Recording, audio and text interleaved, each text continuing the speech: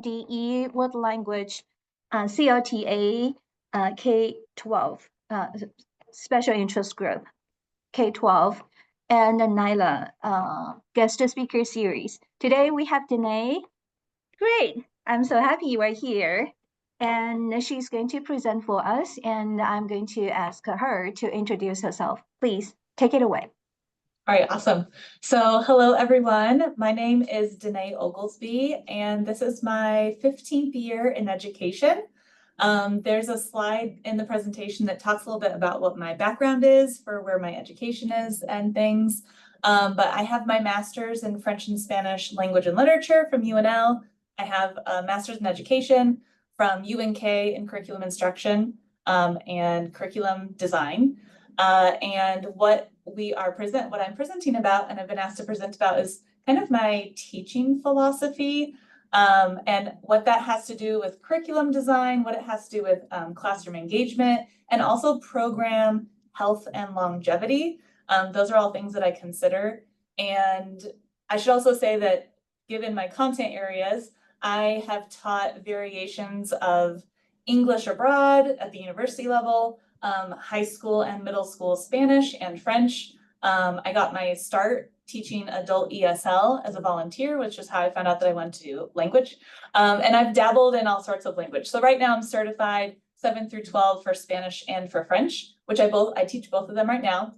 And I've dabbled in all sorts of other languages. So we were just talking before the recording. I've worked on some Chinese. I've worked on some Arabic. I'm pretty good with my Italian, although there's not a lot of Italian speakers in Nebraska, and Portuguese as well. So yeah, it's something that is a forever, lifelong project and endeavor. And we're going to talk about what that passion has to do with teaching. So I'm going to go ahead and hit my share screen. And Dr. Liu, will you keep your eye on the chat? And if questions come up, maybe you can just communicate those to me. Okay, awesome. So I will share my screen here. So we are here today to talk about world building. And the subtitle of this discussion is how to incorporate UX or user experience design in order to boost engagement. And I mean boosting engagement from the daily basis to translating higher engagement from your students to getting students from year 1 to year 3 to deciding that they're going to go abroad or engage with the language and further study, which that is the most dear hope, ardent hope of all world language teachers, right, is to inspire that within our students. Things that we are going to cover today in today's webinar, we're going to define what world building is, what that is in relation to world language education. And you can apply this for honestly, for K through 16. Honestly, you could do it for further than that. You could do it for postgraduate, like this concept as a teaching philosophy, I think. We're going to be considering backward design and also user experience design in relation to your curriculum. What I'm going to talk about today is something that fits with any curriculum that you could possibly be given. If you are in charge of your own curriculum and you get to design it from scratch, that's awesome. I wish you many, many hours of patience with yourself, if that's true. If you're given a textbook curriculum from an administration because you're in a larger district, like an LPS, Lincoln Public Schools, or an OPS, Omaha Public Schools, this is still something that goes along with something that is preset as a curriculum. So it works for either way. We're going to learn and share some high student engagement ideas. Hopefully, I'd like to hear some from you, have some discussion, and then also share back and reflect on some of those. And then ultimately, I want you to leave with a toolbox for this concept of what world building is. And hopefully it will inspire you for the rest of the school year, inspire you if you're a beginning teacher and you're looking at student teaching, or if you're just looking for injecting some new ideas and thoughts about your language teaching. Hopefully you can find a gem that is useful for you today. So my students call me when I'm teaching French, Madame O. If I'm teaching Spanish, I am Senora O. So there you'll see this theme across the presentation today is of course about travel. So that is one of our perks as world language teachers, taking students abroad. Hopefully we've all had those cultural immersive experiences that are informing our own personal experiences. And so we're talking about how do we bring that into the classroom today. a little bit about me. When I was a kid growing up, loved PBS, watched Carmen Sandiego all the time. I'm originally from Nebraska. I benefited from a program from the K through 6 level in District 66 of a Spanish teacher who would come twice a week. And so I started learning Spanish when I was 5 years old. I continued that through middle school and then through high school. I got my first job to save up for a trip to go to Spain for 9 days and travel around the south of Spain and see Madrid. It was like the first thing that really got me and motivated me. And I was like, great, that is my MO. That's what I want to do. And so as soon as I could study abroad at UNL, I went like the first day at UNL, I was like, where's the International Studies office? And I was told as a freshman, you can't apply yet. You have to finish a year of college and then we'll let you go study abroad. Like I was so antsy to go and have another intercultural experience and have another linguistic immersion. So I had to wait until the summer after my freshman year. And so I went and did a 6-week program in Querétaro and had a host family and took classes at the local Monterey Tech University, which was awesome. And when I came back from that experience, I thought that was so amazing. I've been able to see Spain. I'm continuing on my Spanish. I was able to go and visit Mexico and learn so many things about myself, about the country and the people and the language. And also that it was the return. It was the coming back that I really liked, seeing things from a completely different perspective. I think as much as being in another country, I was hooked on being able to see my own culture and language from a more critical perspective that I was after. So right when I came back from Mexico, I continued with my Spanish classes, and then I started studying French. So I didn't actually start French until I was a sophomore in college. And, you know, them Spanish and French being both from the Romance languages, as we all know, I advanced very quickly through that sequence and ended up doing a double major. So I began my undergrad with an abroad experience in Spanish, and I ended my undergrad with an abroad experience in France for a semester. And I was in Besançon, which was one of the flagship study abroad programs at UNL when I graduated back in 2008.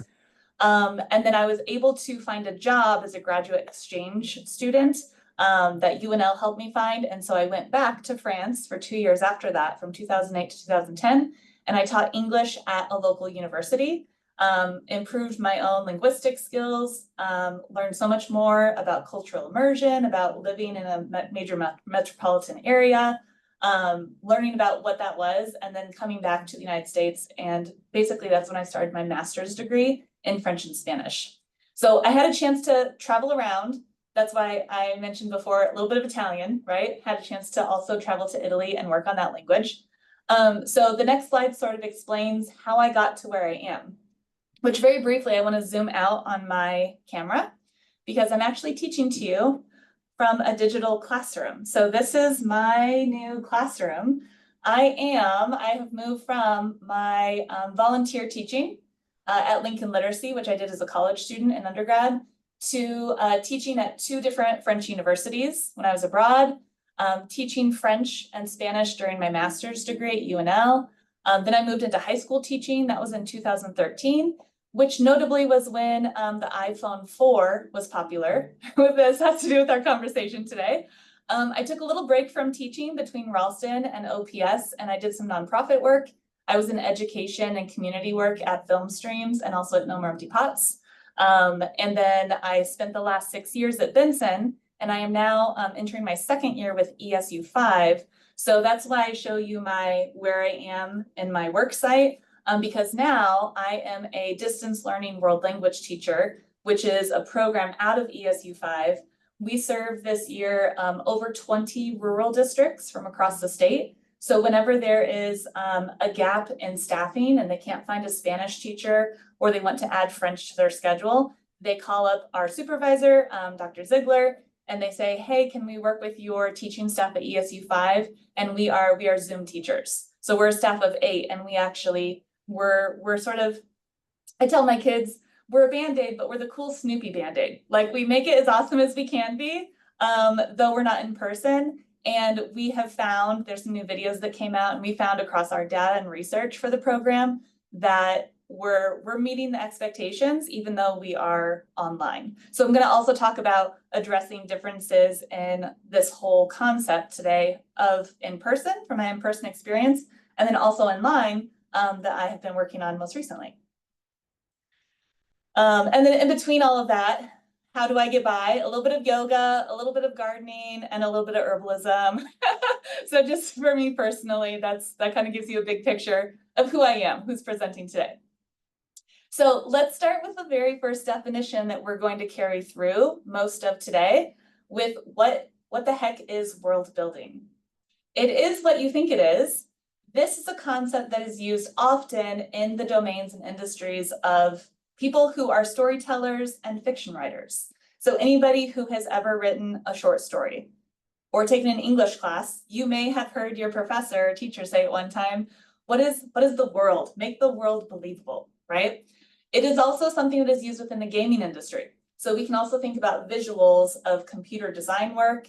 We can think about goals and objectives and quests and side quests, those wonderful tangents that can happen while we are teaching and learning. And it also has to do with user design within the domain of product development. So user design means, and we're going to break this down with clear definitions, user design means thinking about the experience of the end user, right? If I am teaching French 1, period 1, I do all of this work to make sure that I have my materials, that I am connected on time, that I know who my students are. But my end users, the end user experience is out of my control, right? I can do my best. The end user experience is the student's perception, which has to do with their motivation. It has to do with their engagement. Though that is my user for my class, right? So I want you to think of it in that way. And we can think of the following examples, right? Any big story that you know that has had multiple books published, here are some experts at storytelling when it comes to world building, right? Everybody knows Game of Thrones, George R.R. Martin. Even more people are familiar with J.R.R. Tolkien. There's many examples that I could give, but when you think about world building, I really mean building out as much of the world as possible. So we're kind of in the fiction space with that. I am not a gamer personally, but, and maybe some of you are, maybe some of you aren't, but I do know enough about game design, especially from what my students tell me, that there are some games that are more addictive than others. And there are some games that have just been more culturally meaningful that have escaped the gaming industry and are now things that we have heard or we've seen movie adaptations of or book adaptations of, or things that we know that our students are really drawn to, right? Why are our students so drawn to them and spend so much time on them? Because of the extensive world building within these franchises, right? Minecraft is an inexhaustible world, right? Like you can stay in Minecraft for as long as you want and build things. So we're thinking about that idea. When it comes to user design or product development, I mean, we can easily take the example from a very popular app of TikTok, the way that they decided as a company to use the For You page was a very interesting and new algorithmic move when it came to social media. And what they were trying to do was increase user engagement. Not that it necessarily has had all of the best mental health effects, but they did manage to do it, right? So them saying, here's the For You page, they were designing that product specifically with the user end and what they wanted the user to do in mind. On the plus side, right, there's another very popular app called Headspace. Headspace is a meditation app, and it's won a ton of awards from people in the tech industry, people in the mental health industry, just for its ease of use, right? So when we think about details, right, building out extensive worlds, building out things, world building, so that there's space for all these tangents, right? Young minds like to do tangents, and I love to take time for those. So it's kind of like not necessarily gamifying your entire curriculum or classroom, but allowing, if a tangent happens, can I bring it back or do it in the target language, right? And still address that. And then finally, thinking about how, at every instance, how are my students viewing things, right? Whether I'm in person or I am online, as I am right now in my current position. So let's look at some more specific definitions, right? When we think about this idea of world building, which again, I'm borrowing it from these other industries and seeing how it applies to what I do as a mid-career language teacher, they have these 5 elements.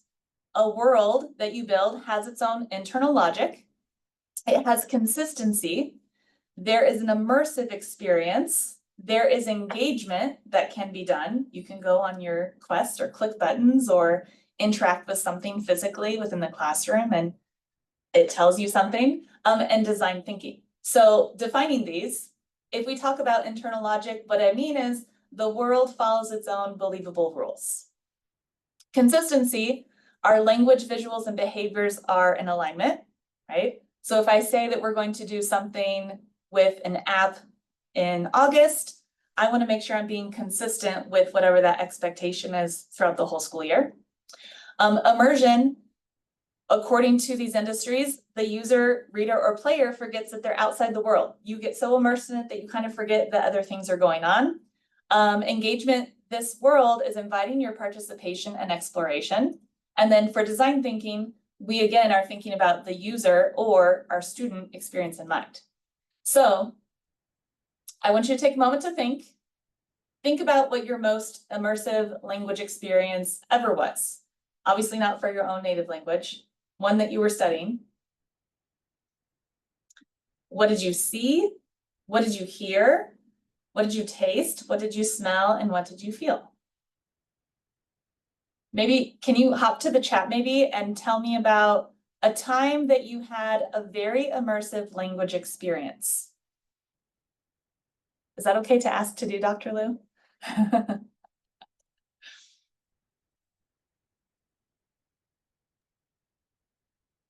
Okay. Do you want me to respond? I can. Yeah, sure, go ahead. Yeah, this was like when I was learning English in college, you know. Our foreign teacher, actually, she was from United States. She invited us to her apartment. You know,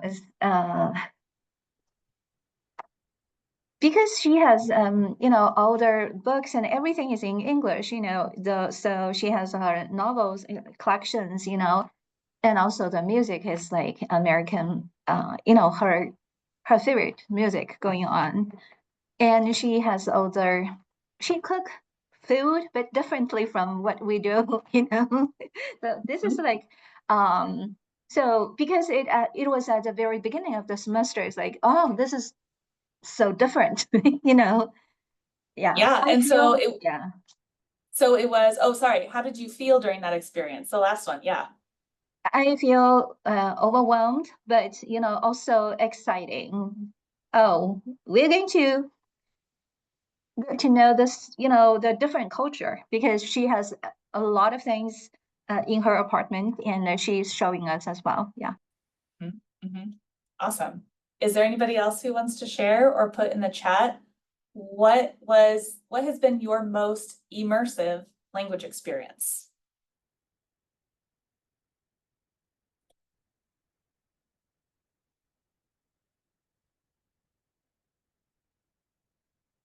Well, I can share something. Can you hear me? Yeah, go ahead, Li Ping. Yeah. So when I was in college, I was learning English, and one of my professors, that lesson was like American food, and she brought in coffee and crackers with peanut butter, and I never had coffee before. And then people told me coffee is just like Chinese medicine. And then so she said, well, just try a little bit, and you can add sugar, milk. And then the cracker in China, the crackers I ate before was sweet and shaped like animals. But the cracker she provided was like a hard, crispy, right? Without any taste. And she said you have to, rub some butter, peanut butter to eat that. And that's amazing. So I think that was the first impression for me to to kind of feel like our language can be taught in this way, not only just words.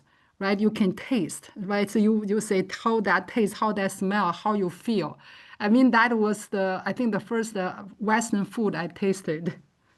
Thank you. Yeah, yeah, awesome. Thank you so much for sharing, Dr. Liu and Li Ping. Those are great explanations of what an immersive language experience is like, and also how impactful that is in our learning motivation and our long-term memory. For me, one of my most immersive language experiences actually came well after I had finished my first degree. And I worked for a summer for an American company that was teaching French in southern France. And so I had a French roommate. We lived in a very small apartment together. And Maite was her name. And she had a French boyfriend. And so we watched French TV. We went shopping together. I was living like a French person would have lived in southern France with my French roommate. And for me, even after studying for so long, and even after having exited my master's degree, that was when I really felt that I had my greatest epiphany of my own linguistic understanding and cultural understanding of French because of that very, very immersive language experience. I see another hand from Maria. Maria, we'd love to hear your immersive language experience. Yes. So one really, really strong memory that I have in my mind was my second year I was learning Mandarin. I had a government a scholarship from the Chinese government to study at Sichuan University. And I think I was maybe 20 at the time, and a friend and I had went traveling for the weekend, and we ended up in the south of Sichuan. And there was one night where we were just laying with the locals near Luguhu. I'm not sure if anyone here is familiar, but it's a lake that's half in Sichuan province and half in Yunnan province in the southwest of China. And we were laying there, and we were listening to a song called Ya Kongzhong Zui Liang De Xing. It means the brightest star in the sky. And at the time, that song was way above my skill level, but it was just such a deep memory of looking at the stars, being with friends, having drinks, having snacks, and just the fresh air, the crisp night air. And then that song, I went back, and me and my friend we were traveling together, we memorized every single word of that song. And sometimes when a grammar structure pops up from that song, I attach it to that memory. It really was just such a meaningful learning experience and life experience at the same time. Yeah, I love it. I love it. So I want you to keep the feeling, right? The feeling, the idea in mind, because if we talk about, okay, I want my classroom to be an immersive experience, immersion, right? That's even supported, and we're going to see that a little bit later. It is ACTFL's stated position that immersive language, target language, is the best practice. But immersion is beyond just the linguistic, right? So I want you to keep this front of mind when we talk about the immersion. So I want you to change the definition. I want you to think that when we talk about immersion, we're talking about our student forgets that they are in school. I know that seems a little wild as an idea, or maybe not even that they forget that they're in school, but I'm going to explain a little bit more what I mean, right? How could I possibly make my students, my learners of either French or Spanish, how could I make them forget and believe that when they enter my classroom, that they are traveling to a new world? How I do it is I basically ask them to play pretend with me. I say at the beginning of the school year, look, until somebody decides to donate $1 billion to me in order to take you all on a plane and go to France and spend time there, or until Star Trek transporter technology is invented, I want you to play along that when you enter this classroom, you are entering France, right? Like it's French territory. There's a little flag in the corner, or whatever language you speak, right? It's shared mutual territory. But the idea, and I have used this for many, many years, and I've developed it over time. And I've never met a student who has been resistant to it, right? There's going to be students who are more shy about it, but students are looking for a way to sort of play still, even at that 9 through 12 level. And I've never found any resistance to this concept, right? So this is what I tell them at the beginning of the year, and I reiterate it as part of our procedures and routines, right? It helps me with doing a lot of other things that you're going to see in this presentation today. So where are we going? Si no sabemos a dónde vamos, ni de dónde venimos, right? How can we know what we're doing? What is the class doing? What are the students doing? We are the ones who are deciding that. So I always like to think to myself that teaching a world language is throwing a party to celebrate the opportunity to think outside the box every day. As I said in the beginning, part of what I was very into was, not just going abroad, but the experience of coming home. What have I learned that I can now apply in my own personal life, within my own community, of things that were really important to me? And that is the thinking outside the box. My goal is that the students are thinking outside the box when they come to my classes as a world language teacher. So questions I ask myself as a teacher, these are my own essential questions. When I think of backward design, which is designing with your end goal in mind, I ask myself, what is the knowledge and skills that I want my learners to gain? If I only have a student for a year because they're dabbling in French, or maybe they've already done another language and then they're coming to Chinese 1 because, they're a very excited learner, regardless of what time I have with them, I always want to think, what do I want them to gain in that time?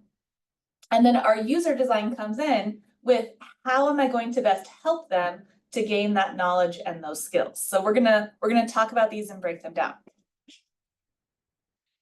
So think about the concept that as language educators, we have the better part of a year, essentially 10 months, maybe 9 if you count all of our breaks within an academic year, to convince a young person to share your passion for learning. So these experiences that I just heard from our participants today, right? That is something that we want all of our students to someday experience and understand what that is, because that is true intercultural competency, right? That is true empathy across cultures. It is being able to self-identify and also respect another culture, right? Appreciate another culture so that, we can get along. It's very important what we're doing. So when we think about what's your plan, what's your priorities, these are the questions that I ask myself when I'm setting out with a new school year, or for example, here at ESU 5, I'm building a new program. When I was at Ralston and I was at Benson, I was hired for both those positions to rebuild French programs that were almost going to be axed by the board because they were so low enrollment. And both of those, within a couple of years, I was able to turn around the enrollment. As a matter of fact, there were literally too many students, and they were like, you have to stop doing what you're doing because too many kids want to take your classes. We should all have those problems, right?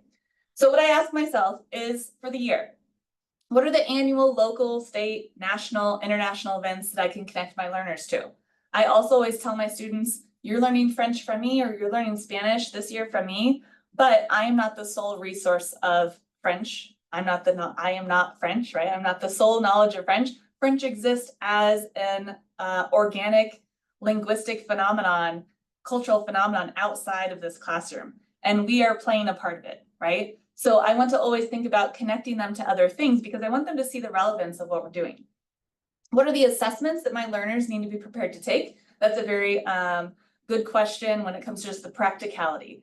This is important for assessments because right now, with what we're facing with world languages, where things are geopolitically right now, we are not in awesome seats to ask for more funding, unfortunately. But of course, pendulums swing. And so my hope, of course, is that as we're continuing to professionalize what we're doing as world language educators, assessments and standardized assessments do play a part in that because it shows some of our data. When it comes to the semester, I always think, what is something that I could do to make each of my units unique? Usually I go about 4 units per semester. I know some people work a little bit more quickly than that, but I try to have it be, say something in the prior unit to be like, hey, we're going to be doing this, right? And that takes a lot of planning and forethought, and you also have to hold yourself accountable for it. So for example, I just announced in my Spanish class, and we'll talk about this as an engagement, we're going to start doing a homework pass system basically in unit 2, right? Like giving students something small to look forward to as you progress through the year. So that's what can I do to make each unit unique? And this could be a food experience. Li Ping talked about peanut butter and crackers. Maybe one of those is a food unit. So you are going to bring in some food. Maybe one of them lends itself more to song. So Maria is going to bring in that song that she loves, and there's going to be a week about song. Also, it's important to think, what is your capacity this semester? Because it can change on a semester basis because of life things that happen. We are in and out of grad school. We're in and out of professional trainings. We're in and out of just different parts of our life as we are humans in the world, where sometimes we can give more to our program and sometimes we have to pull back, right? So I always think, what's my capacity this semester if I want to do a club, if I want to do extra tutoring, and also program visibility. Program visibility, you should read as program longevity, right? Because if your program is visible and people know about it, people are excited about it and they want to be a part of it. And that means job security. That means student enrollment for you. At the month level, I ask myself, how do I like to explore language and culture? I love visuals and geography and geopolitics and music. So I bring all of that with me when it comes to my classes. We've only been in session for about 2 weeks. I think everyone's about at that point now on August 27th. And we've already covered, the Spanish-speaking geography. We've covered major mountain ranges. We've covered some of our important famous people. So I always start with that. And then also, where can I insert those lessons into my regular teaching practice? If you are in I don't want to say prescribed, but an assigned curriculum in a larger district, that is where do you insert this? You insert this as bell ringers or as exit tickets, or sometimes as brain breaks. You can also insert it within space between units. So you can give yourself an extra day or two where you're going to be like, hey, hang on, we just had a very successful first quarter. We finished units 1 and 2. Let's celebrate a little bit and let's do a couple of days that are just purely cultural, right? Like, you can give yourself that wiggle room with good planning. And finally, for the day, these are questions that I ask myself and that I hope that the answers are both yes to the questions on a daily basis.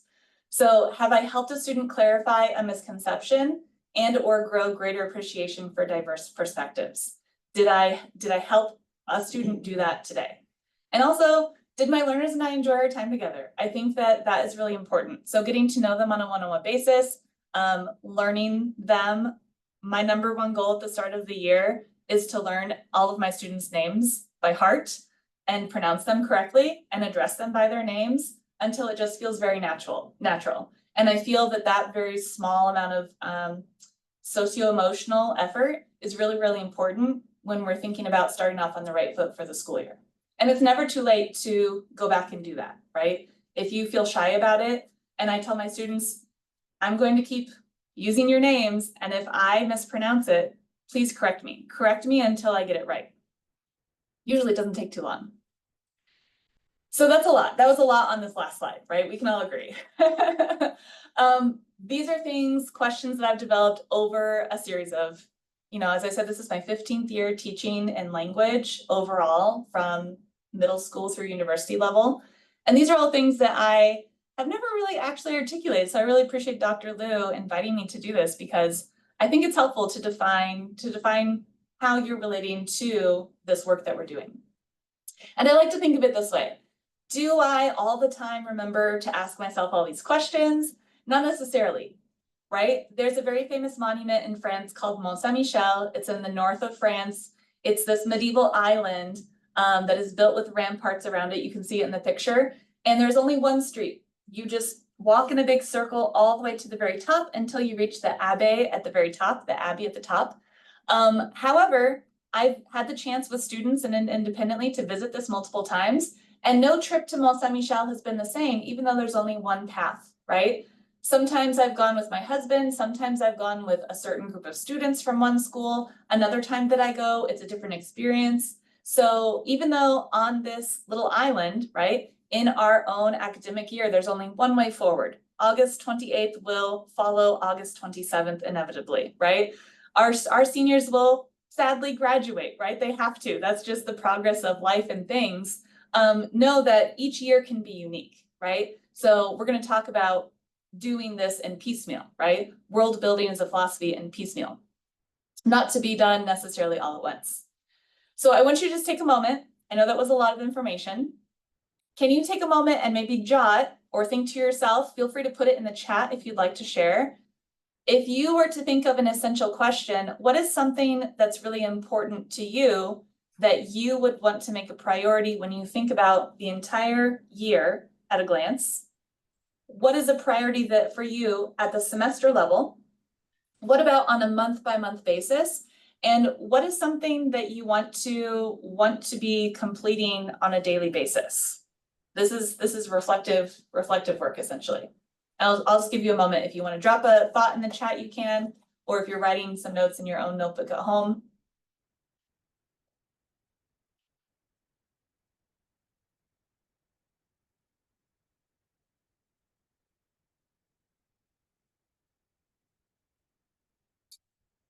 In a moment, I'm going to share my list, what it looks like on my side. And you might have some ideas about this. Dr. Liu said that this will be available in a PDF format. So this is sort of designed as a PDF worksheet, essentially. I'm not sure which slide this is, but you'll be able to find it in the PDF if you want to print it off as an exercise for yourself. So let me show you what I think of. If I am planning my French and Spanish teaching at the year level, this is what I roughly sketch out. And it doesn't take too much to think about this, but it does take a little bit of footwork to coordinate and think about, is it possible to do all of these things within an academic year? Is there something that needs to not be there? So for example, for Spanish classes, I really like to celebrate explicitly and talk about Hispanic Heritage Month in September. Of course, Dia de los Muertos. November is National French Week. And the national one, which is established by the American Association of Teachers of French, the AATF, it never really works because it's like geared toward East Coast schools, and it doesn't really work with our Midwestern school calendars. So I look and see when they're celebrating it, and then I usually just pick a week in November that works the best, right? When there's not other things happening.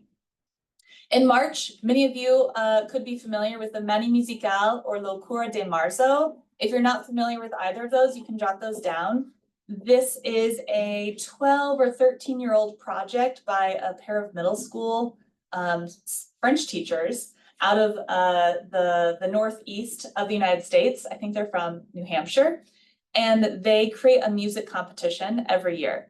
And they connect student learners in the United States with international musicians and artists. And it's an amazing program. It's so cool to see for engagement.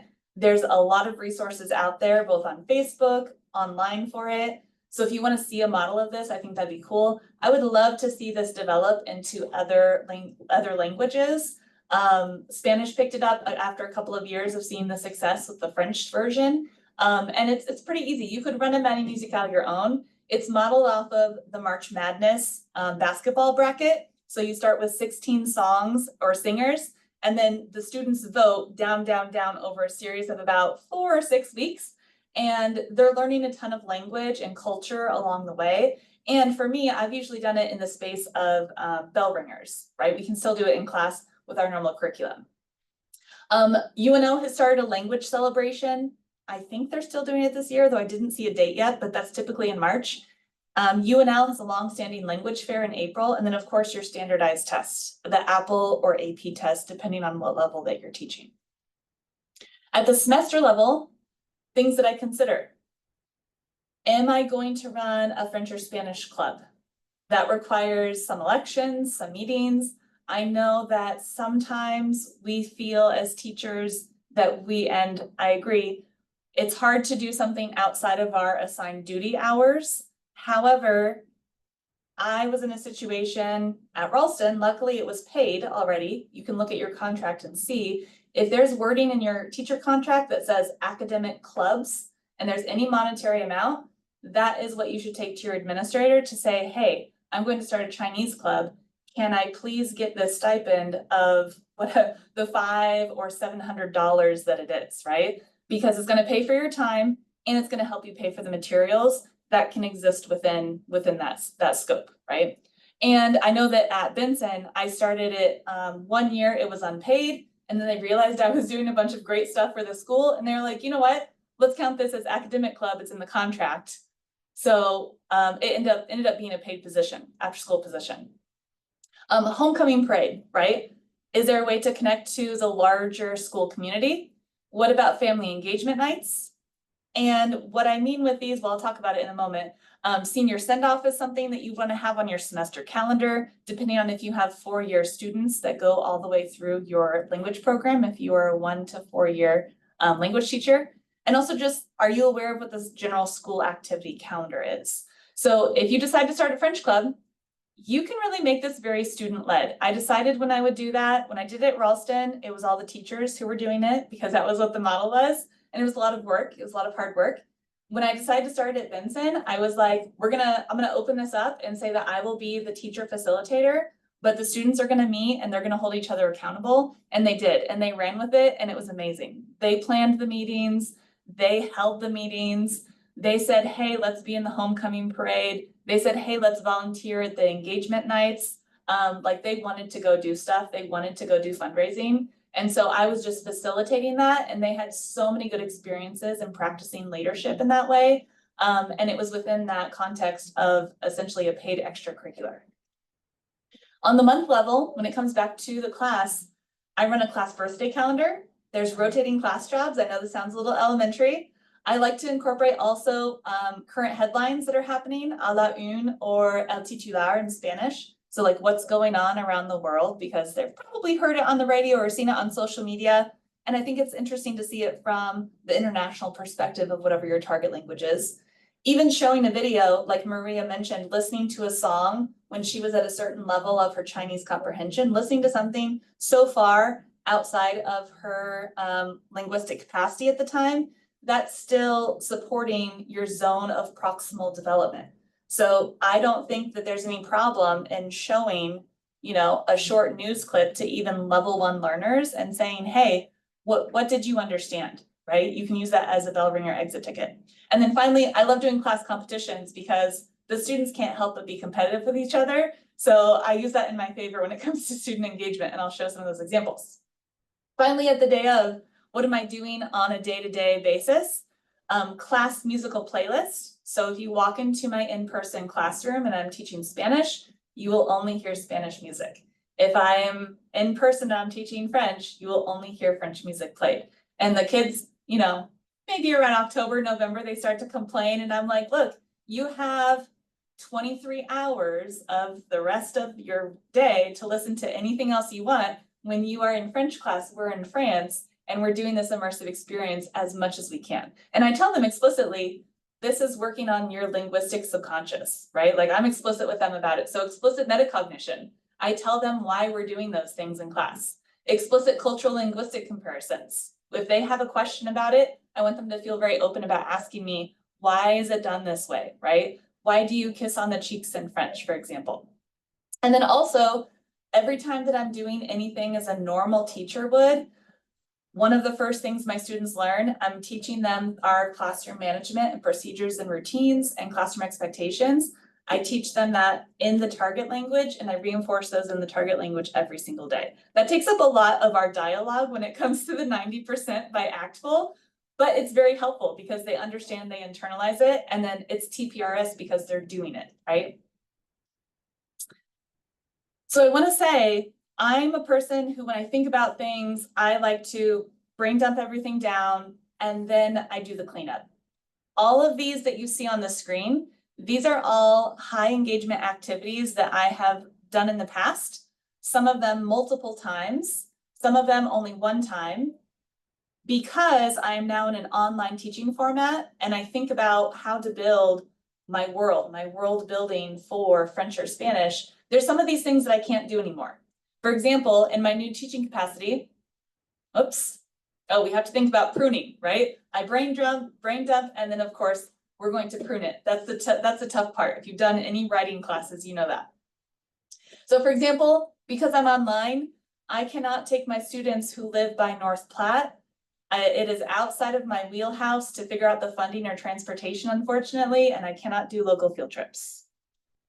I also cannot do any film units that accompany the curriculum. I've done this in the past before, and it's been something that's been part of program privileges. What that means is when you get to French 2 or when you get to Chinese 2, this is how we behave, or something that you get to do in that class, right? Also, it's not possible within my current teaching situation to figure out a way to do translation of community materials, which is something that I was able to do at Benson. I think all of these I was able to do at both Ralston and at Benson in person. What I would do though, if I were doing my dump and saying, here's the things I'd really want to include, I would still leave a note for myself and say, you know what, maybe it is possible. Is there somebody that I can ask and figure that out? If you think that something you're not sure, ask your teacher mentor, ask an older colleague, ask your colleagues, your peer colleagues, talk to Dr. Liu to see if something is possible. Maybe you could talk to an EL teacher when it comes to translation, or saving something for next year, right? So when you think about pacing things. So you don't have to do this now. Dr. Liu said that this is going to be available in PDF format, but these are some questions that I want you to think about when it comes to the concept of world building. And we're going to talk about the other ones in a moment.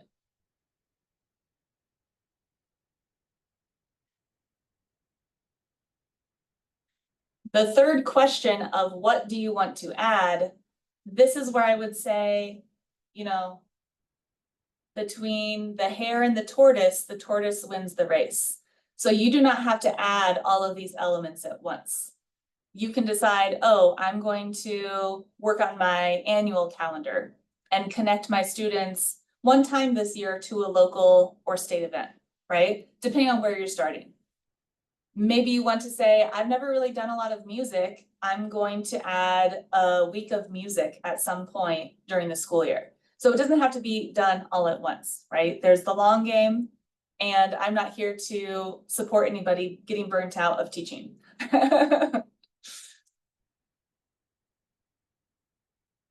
So this is essentially the PDF that you can download from Dr. Liu if you want to take some of these reflection questions back with you. And there's 2 more little pieces to talk about, and these will go a little bit faster. Can you type really quick in the chat, when you think about a high engagement classroom, you've walked in and out of other people's classrooms, maybe you are studying how to be a teacher right now. Can you just drop in the chat 1 or 2 ideas?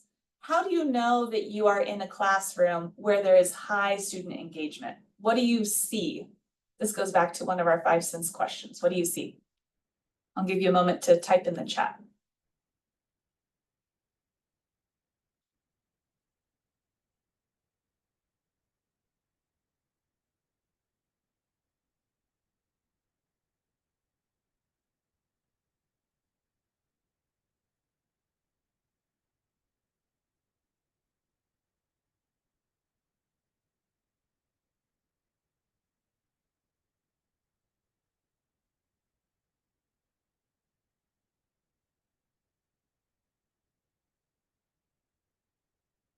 Yeah, Maria's talking about student behavior. What she sees is students asking and answering questions in the classroom. Awesome. Ideally in the target language, of course.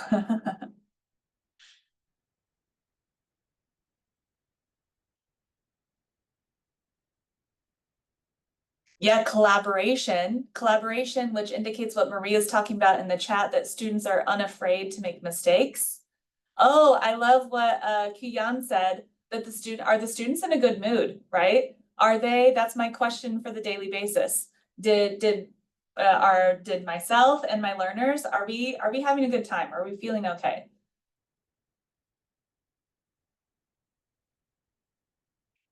I like how Maria said, you know, they're speaking freely and comfortably, right? And when we think about engagement, yeah, Dr. Liu has a quote, is it already end of class, right? Meaning like, oh man, the time flew by. We were having such a great time working on our French silent letters today that it's already the end of class. And I can't wait to see you guys until tomorrow. So instead of thinking that the world, again, thinking about the game design, storytelling, we want our physical or digital classroom spaces to invite that open participation and exploration. So this has to do with physical and digital infrastructure, this section of our world building. So short story that I'm sure everybody knows, When I started teaching in 2013, Duolingo was awesome. It was open source. High language learners that were in the C1, C2 were contributing to translating the internet. Oh my gosh, doesn't that sound totally crazy right now in the world of AI? Duolingo was one of the first apps that I adopted as a language teacher. Along came the pandemic, and here's a chart of April 2020 of top educational apps, right? Flipgrid, I got trained on Flipgrid, I got trained on Class Dojo, some of us got trained on Remind, I learned a lot about Kahoot, and then unfortunately, we found out that some of the content that we had built during the pandemic was no longer going to be supported, and we were asked by our administration to take polls about which ones we wanted support in financially, right? These are all third-party digital apps where maybe you built a bunch of cool things in Nearpod, and now your district was no longer paying for it because the pandemic had passed. That happened to me. I had to rewrite lessons because I lost curricular pieces out of that, right? And unfortunately, we have now found ourselves in a situation that looks like this screen. Just an overwhelming amount of apps demanding teacher attention and student attention. So when I think about designing world building, we also want to make it coherent, right? We need to be the sense makers in a world that can be very nonsensical sometimes. Right now, I would say we're living in a pretty nonsensical world, given the facts as they are, right? So this has to do with these three pieces. What is the internal logic of our curriculum? Are we consistent? And we're focusing here on that design thinking. We want to really focus on the student and learner needs. And this includes the fact that when we ask them to engage with the educational system, we ask them, whether they're in person or online, we ask them every day to traverse the scary waters of the internet, the unregulated internet. Do we not? There's a lot of things that they need guidance in when it comes to digital literacy, internet literacy, and some of the scary things that are out there include AI slop. There's fake news. There's radicalization of young people, and there's also teenage depression and loneliness because of social media. So I know this is a little overstated and heavy-handed with the river Styx and everything, but we need to also recognize that if we are sending our students to use digital tools, we need to also be teaching them, not overwhelming them, and teaching them how to use them correctly, right? That's part of what we need to be teaching them so that they can meet their linguistic goals too. When I am in person, I teach my students, they do not necessarily come away with a bullet journal in this way, but I do use personally for my own work organization. I teach my students how to do a bullet journal, and they keep a notebook in the classroom that is their notebook that they use every single day in class. So I teach them at the beginning of the year, I give them a little mini lesson on what a bullet journal is. If you are somebody who feels very scattered and you feel like you can't think of where things are and you don't know what a bullet journal is, I really recommend thinking about it, right? Essentially what this means is it's a way for students to put their French thoughts down or their Spanish thoughts down, leave them in the classroom and pick them up when they come back again, right? It lets us do a lot of cool things, and it also helps with classroom management. It's something that they are using every day and we're adding to. It doesn't necessarily have to be this fancy, but also you're using it in the target language. I also have students use, when we're talking about high engagement, right? So there's a physical aspect of the notebook. Students, I'm playing those other games that you normally would expect, of course, not ad nauseum, not every day. It has to do with whatever we're doing for our learning objectives. And after a while, once we've played some of them, at some point I start to award homework passes. And I make, unfortunately, I borrow an idea from our social media industry of making the homework passes sometimes random, right? I'll always announce it so it's fair at the beginning of a game, but it's like the winner, Thomas, has a homework pass, for example, and he can use it toward a short assignment, for example. Can't count it toward a project or a quiz or a test, but they really like playing for that, and it's free. You don't have to, there's no money for that involved. And you're just giving one kid a break because he excelled in learning. Another thing that I have done when it comes to in-person teaching is assigning classroom jobs. So I know also that this looks quite elementary for the 7 through 12 level. However, they get really into it, especially when you say, hey, when you cross this threshold from the hallway into my classroom, you're now in as much of a French place as I can make. They like to do the classroom jobs and they like to have this engagement and they like to support that community, right? This allows them more ways to participate in what's going on. And you can very easily make these. You could use all sorts of, AI things if you wanted to populate lists, for example, or make it random or have students self-assign into it.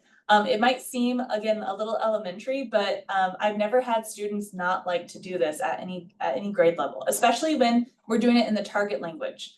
It's something familiar because they've done this in elementary school, but we're overlaying it all in the target language.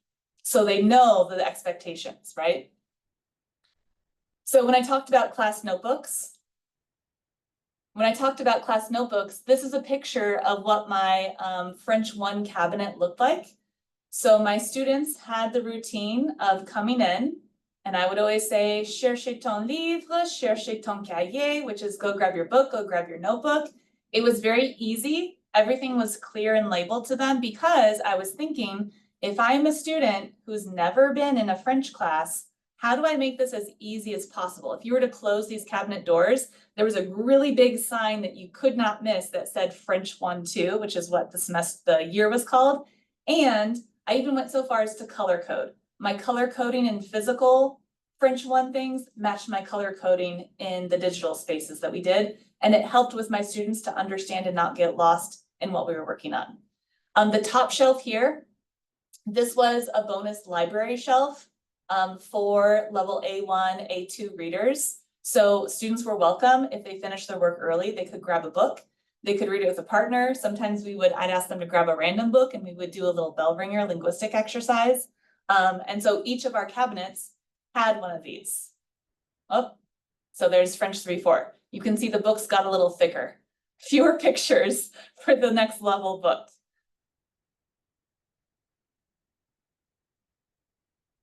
So when it comes to online, now that I am fully an online teacher, I've been working on translating these in-person practices for making the classroom have as many spaces where the students can feel free and comfortable, like we said, to explore and to collaborate as possible. How do I translate that to an online space? I know a lot of districts are moving to having teachers also have Canvas. I know OPS is adopting that. You're using it as a learning management system. That's what we use here. So I decided that this year, something I would do is to up my game a little bit. If you go to Canva, there are templates to make a Canvas banner or any type of thing. So it took me maybe 10 minutes to make one of these. And if I get this far this year, that's great. There's a visual signal to my students when they log in that they're in the right spot, that this is where they should be. That's what I'm looking for, is a visual cue to help guide my students, just like you would in the game design, right? If I manage to have time, I'm gonna make these special so that they change. This information changes depending on the unit. Right now we're in the introductory, so it just has your hellos and your goodbyes. Like hopefully if we get to sports, I can change it up. This is something, again, if you're using Canvas, it's really important to consider. If you have not taken any PD with, is it Shara Taylor? Shara, who is at ESUCC. Do you know who it is? Let me look her up. Shara Johnson. Yeah, it's Shara Johnson. She hosts Canvas training, and she's one of the people who really influenced how I design my Canvas courses. And right now, this is, I believe, up to individual teachers, but I make sure that if there's any spaces that I don't want my students to be in digitally, that I'm turning them off. If there's any spaces that I want my students to be in and there's important information for them to find there, I'm going to turn them on the navigation. So it starts with your navigation, and that reflects in the in-person. The way I did that in person was a French 1, a French 2 cabinet, and there was a locked cabinet, right? And the students were like, why do you have a locked cabinet? And I'm like, there's just some things that you don't need to know about, right? That's where I'd put anything that was personal, or I was saving snacks for another class or something. So it's the same, translates the same here. You can see that I've set up a clear way for students to know what we're doing on what day. There's a key that answers if I'm using specific terminology. And then also I've been adding very short, helpful tips, because there's things that I might assume that a student understands digitally, but I might have a student who's transferred and they've never used Canvas. I want the digital experience to be as easy as possible for them, because as an online teacher, I'm trying to lower the barrier and help allow that personal connection for us to just focus on content. So you can see that I have our class tools here. They know which assignments are going to show up in PowerSchool and which ones are practice. They know how to find something if it was from the past. And there's even a handy cheat sheet, which one of my students brightly told me to do last week, was to add a little cheat sheet for how to type accent marks, right? Things that we might forget. But I'm putting all of this here because I'm trying to support and enhance the user experience and make that as easy as possible for them to just engage with the language and the content. This is what a class tools page looks like. And this is really important because there was that big one that I talked about. Maria, it was nice to meet you. Dr. Liu has my email if you need to reach out for any reason. Don't hesitate. Or if you want to shadow, let me know. Got it. Thank you so much. So here, these are things that my program right now we're subscribed to, we're paying for, or they're free things. And so after what I saw happen with the pandemic with education apps, as I mentioned, where we would devote a lot of time into a Nearpod and then all of a sudden not have financial support for curriculum that we had designed within a third-party app, I think it's really important and wise to think about that at least on the annual basis. You don't want to lose support because for an app that you've decided to use halfway through the year because of a financial decision from your board, right? It's going to be very frustrating for you. You'll have to restructure. So I think that being really wise and selecting a few quality apps is really important. And it's okay to tell students about your familiarity with tech, right? Nobody's perfect. No one's assuming that you need to know everything. And it's okay if you jump into one and you learn as you go. That's how I got good at these. You're going to have a student tech expert and they like to self-identify. Just ask, hey, who's the techiest kid in this class? And let them figure it out. And the person who needs to help you in your classes will surface, right? Sometimes it's somebody who you wouldn't expect, but I've already identified in all of my online classes. I've asked explicitly, who is the tech person that is comfortable fielding questions from other students, right? And that's okay to delegate that role. That's a classroom job. Decide on that set of tools and stick with them. You can play test new tech tools or procedures and routines with your best class. And best, I mean, you know, the one that there's no classroom management issues in, right? They're all our best classes, but you understand, right? Or maybe your smallest class. Roll out new tech and reinforce its use at school calendar quarters. So sometimes we think, oh, something's not going well in period 7 or period 8, they get really squirrely. Maybe I want to start to say, okay, the last 10 minutes of class, you are going to be working on Duolingo and we're going to do a class competition, and it lets us calm down and gather ourselves so that things aren't crazy between the time of 3:20 and 3:30, right? I would recommend, if you can, start that at a school calendar quarter, or at least like after a break, right? There's something about psychologically having students start a week or a new quarter if you want to try something new. So if I find a new tech tool, I usually will wait until I reach a quarter, because that's when I reinforce and I kind of go back to what we talked about in August with my classroom routines, all in the target language, and then introduce whatever the new class tool is that we're going to do. And finally, listen to student feedback. Some of your classes are going to really love GimKit, and some of them are going to be so turned off of it. It depends on use in other classes, right? Some students love Senior Wooly. Some students cannot handle Jim Cambridge, who is the person who created it, right? So it's okay to also think about that on a class-by-class basis. A couple final visuals here and then wrapping up. This is an example of what a Duolingo class competition looks like. I designed this in Canva. Didn't take too long to do. Notice that it's completely in the target language, so it's encouraging the students to understand what it is in order to participate. And then on the back side, with Duolingo, I did October and February, because if you think about your teacher feelings and student feelings about school, these are the 2 months where we have low engagement from students. And also teachers are really tired. So it's something fun to do in the October and February months where you're just like, we just got to get to Thanksgiving break, or we just got to get to spring break, right? So I purposely put them in these months for that reason. And notice that semester 2 is way harder than semester 1. I let them do an easy version, and then we have the hard version. And you know what? By May, April and May of my students who I did this with last year, they were like, can you set up another competition? We want to do another competition. So I had to make a new one for them because they were asking for it. And how do you do that? You do that through choosing your apps wisely and doing your management of your apps really pays off over the school year. Once your rosters get set and settled, I know that some schools have higher transient student populations than others, but generally there's going to be like a simmer down. That's why it's really helpful to have somewhere that you're keeping track of what sections have which codes. That's going to make things easier if you have a transfer student, and then they can pick up with wherever you are with your digital apps, just like the rest of the class, right? I have not used this feature before this year. I saw another teacher use this last year, and I decided that I am going to track on a student by student basis their use of Quizlet for our pre-populated vocab sets. And I'm gonna show this to them and be explicit. I show students the leaderboard on Duolingo. It's not an assignment. This Quizlet is not an assignment, but I do bring it up during bell ringers, exit tickets, brain breaks. Maybe you want to focus on vocab or overall comprehension.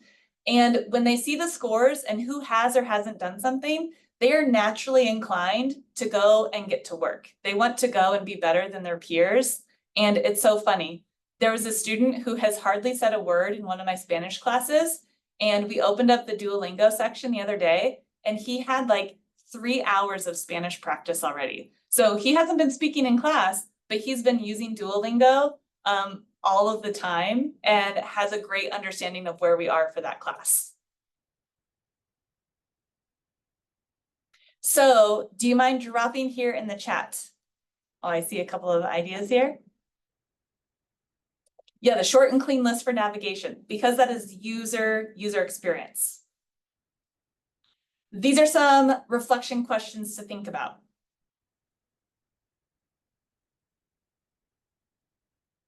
Your highest student engagement activity might have nothing to do with online. I just show that as an example because that's what my current teaching position is in.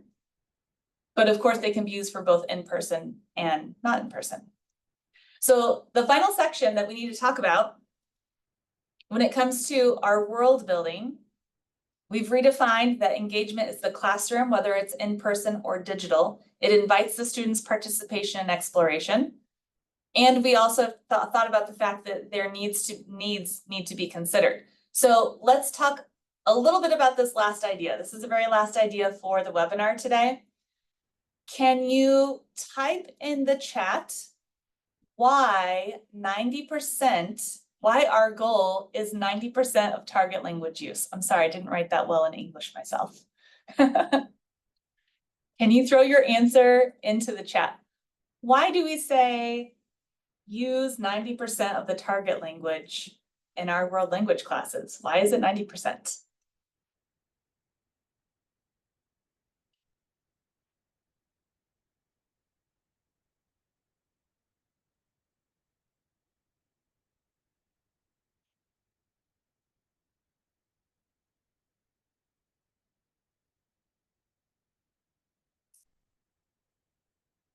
Yisan says it's an immersion purpose, but why not 85%?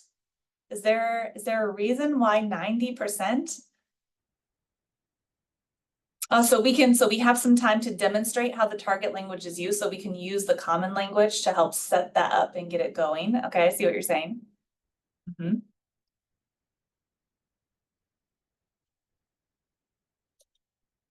I think that this is really interesting when we think about 90% is research data. Yeah, it gives high expectations with high support, and it helps students to keep trying and improve proficiency. Yeah, I think those are all good reasons. This is something that I explicitly explain to my students as the internal logic of the world that we are building together. I tell them that I need their help. I need their help to believe that we're trying to be a mini France or whatever it is, right?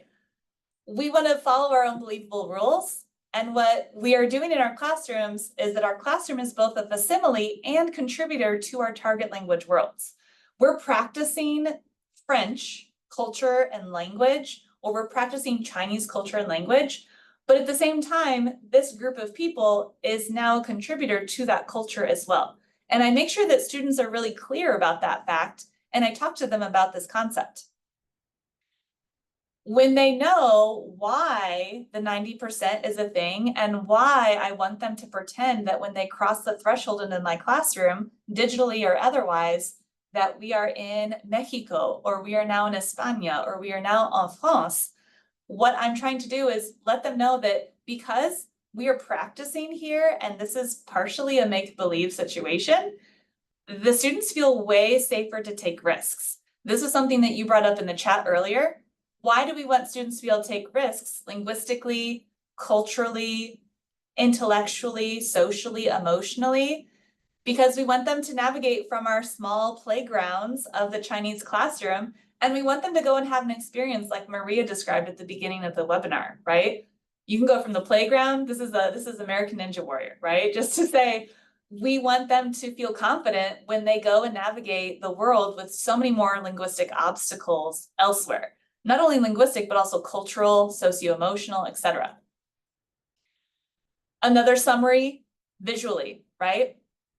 This French classroom translates to increased international understanding, increased, international business, right? Like what are the impacts long-term of these effects?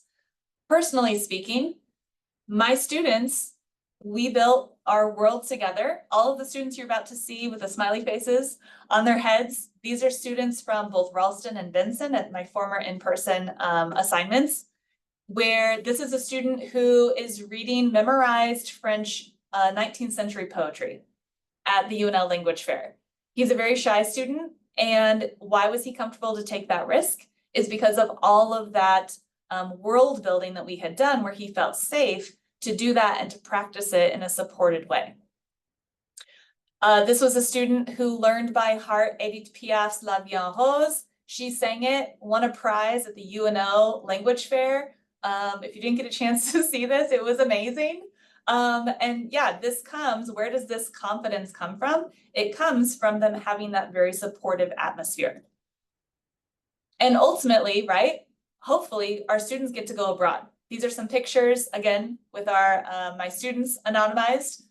But of course, when I think about a program, a fully fledged program, this of course would be the ultimate experience, going your junior or senior year and having an abroad experience. The student who's right here, she actually went through all of my French program when I was there at Benson. She started at French 1, ended with AP French, and passed AP French. She did a great job. And she got to go to France with us the summer between her junior and senior year. So she actually knew about French culture and the actual experience of it when she went into the AP level, which was amazing. That was just an amazing experience for her. And as Dr. Liu said, when we think about it and we look at the actual statement from ACTFL about why is it 90%? Why has ACTFL agreed that this is going to be the standard? Because of good research, but also what I notice in this statement, this is the statement of why 90% from ACTFL. What they're looking at is classrooms that feature maximum target language use. So that is world building from this perspective. Everything is in Chinese, everything is in French as much as possible, including 5 senses, including the actual infrastructure, in person or digital. And also notice that it includes, when feasible, we're also using it beyond the classroom, right? So these are a couple more tools that I have used personally Li Ping mentioned about food. So food either as a bonus activity or as an incentive can be used. Walking tours are so fun to just put on while students are doing independent work as an immersive experience that is completely free.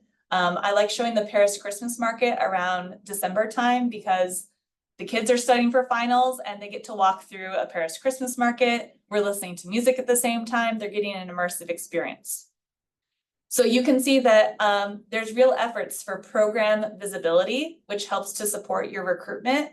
And any chance that I get to cue a student of how to engage with the language, this is what it looked like when they would exit my door. It would remind them how to say goodbye to me in French, right? There's no harm in doing that. And the number of students who were able to greet me in French in the hallway significantly increased when I started to put linguistic and visual cues on that threshold between my door and the hallway outside of my classroom door. It helped them understand that when they entered through the door, we were now in a different culture, right? We're practicing a different culture, thereby a different language. My students at Benson really ran with it. I gave the students complete empowerment to, they were empowered to do what they wanted with the French Club. They decided to build an architecturally accurate Eiffel Tower and walk it in the homecoming parade. We did this with recycled materials of cardboard and foil. And then the next year, it built on them and they decided to build an Arc de Triomphe. And so they did both of them one year in the homecoming parade.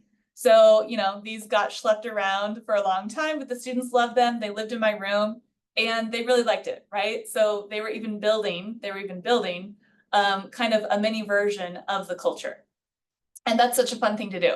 This is our principal, Principal Bailey. The students were doing a Valentine's Day card in the target language. This is another really great club activity that was very low cost. So the students got together and they made the cards. They were bilingual cards, so it was both in English and in French. They found the translations, they put them together, and then we got permission that we could sell these during lunch as a fundraiser. They had a great time with us. It didn't take too much effort. For my classes, we tried to get as much as we could outside as well because I wanted to build program visibility there at Benson. That was taking a half-time position to a full-time French position, which I was able to do pretty quickly. And this is just showing students playing some pétanque, right? Very easy to find that. We had a nice lawn, so something as simple as that as engagement. We had a couple of French Club movie evenings with some food that was, of course, French related. And then, the students were really excited about these language fairs. And so what you're seeing here is a core group of mostly French Club, but some people who are just highly motivated. Even some students who were in Spanish were coming over to the French Club just to do it because the Spanish teachers weren't doing much. And so they were like, I'll do it this way. So here they're table reading for a film that they shot and then we showed at the language fair. And the second to last year that I was at Benson, we got a prize. And when you build a culture and you decide to do that French Club, once you have it established, it will continue on its own. So the next year that we went, these kiddos came and they were well prepared and everybody went home with like a first place ribbon, right? We went from this group where there was one award given and then everybody came and just smashed it out of the park, right? Like they were building their own culture about student empowerment in that way. And really what was most important about these engaging with the local and state events was teaching the students how to explore comfortably outside the classroom and also how to continue to support each other, right? So I had requirements for students that they had to go to other students and support them. And we even assigned helpers, right? So that meant that the student here who was singing, she got an assigned helper. It was a volunteer sign up. So everybody organized themselves so that the person who was performing that day could kind of offload a little bit of their nervousness and have somebody else think about what the details were and they could focus on their performance. That was one of my students' ideas. For me, ultimately, if I were to rebuild a program, I would be thinking about 4-year coherent curriculum because it's 9 through 12. I would be thinking about some type of additional club, even if it was a twice a year on a quarterly basis situation, right? For a cultural club, if you can't manage to figure out ways to incorporate that culture and I mean the more immersive culture, right? The eating things, the music pieces, the film pieces. If you can't do that during the school day, this is how you do that. That's how you get that immersion piece. And finally, of course, some type of educational travel abroad. And maybe you're not the teacher that that student goes with. I had a student who was at the point at Benson that they were ready to travel abroad, that I ended up connecting them to a teacher in Elkhorn, right? Doesn't really, what matters to me is that that student got to go abroad, though I wasn't necessarily the teacher who went, right? So we can connect our students to educational travel abroad opportunities, even if you do not want to do the organization or cannot do the organization for some reason. So ultimately, we've basically just rewritten the idea of world building so that it is something that we can think about. And I would really say that this belongs both in the reflective practice of teaching and also in the active part. But I want to say that do a lot of reflection on it. Put all of your ideas down on paper. Talk to your colleague if you happen to have more than one person in your department, and then do your pruning, right? Do not think that you have to do all of this at once. You could focus on just engagement this year. You could focus on just design thinking this year. It doesn't have to be done in one day. The world was not built in a day, and neither does your program doesn't have to be that way either, right? So I know that was a little longer than I thought I would go. I asked Dr. Liu how long are these normally, and she was like, it just kind of depends. And I was like, there's no way I can fill 45 minutes, but I guess I can. So I'd love to hear, do you have questions for me? This is my email if you'd like to reach out to me. Thank you. This is great. Yeah. And I have one suggestion. It's like, I see your yearly, for your year plan. And actually in February, we have Nebraska World Language Week. And I know you participated. Yes, yes, you're right. I will add that. I'll add that to the presentation before I send it. Thank you for pointing that out. You're right, because that is a way that you can do new target language speakers and see the students get to see that they're part of not just their own classroom community, but they're connecting with learners across the state. Yeah. Yeah. And also students have the opportunity to showcase their, their project, like student learning evidence, because we give 2 awards out. The first one is Distinguished World Language Scholar Award. Another one, started this year is Student Language Spotlight. And I think they will be excited to get the awards. Yeah. Thank you for mentioning that. I will add that to my presentation before I send it to you. I see you, Yisun. Do you have a question? No, I just, this is a great presentation. And I think most of the world language teachers try to make sure they have interesting part in their monthly, weekly teaching plans. And you did a very good job. It's a very good example for us. Thank you. Thank you. Thank you for coming and thank you for contributing. Thank you, Sensei. I think it's really good to point out that, for students as user experience for them, because their learning experience is what we really want to design and make, interesting for them and unique so that they can really be immersed in the language and the cultural experience. I like the idea. Thank you. And I do also, tell them at the beginning, I give them a little spiel, that slide that shows all of the apps, the 500 tiny app icons, they're flooded with an overload of information the same way that we are as adults right now in modern society. And so, I explicitly talk to them about what is it like to hone your attention? How can you hone your attention in this class? What do you do if you start to feel a little bored, right? Like, I think it's important to be explicit about those skills, because if we don't, they're kind of left to their own devices, and there's so many things that are begging for their attention. So I think that teaching them also about their own attention and the importance of that, right? That's their participation in class, it's their attention. I think it's so good to say what it is and tell them what it is and help them understand it so they can articulate it to themselves, right? It's great. Any questions? No questions or comments? Right. Well, I will be at NYLA. I don't know if I'm presenting there. We'll find out, but hopefully I will see you all at NLA rather, the NLA conference in Kearney at the early October, and hopefully I can meet you all in person. So Great. yes, thank you. And this is my email, or you can contact Dr. Liu if you need to, okay? Yeah. All right. Thank you all. Thank you so much for having me, Dr. Liu. I'm Thank just gonna you. This is unshare my, great. my screen, but I'll hang out for a moment. Thank you. Thank so much. you. This is great. Yeah. Thank you. Appreciate your taking the time. I know you are super busy at the beginning of the semester, but thank you so much for taking the time and present. Yes, of course. You are so welcome.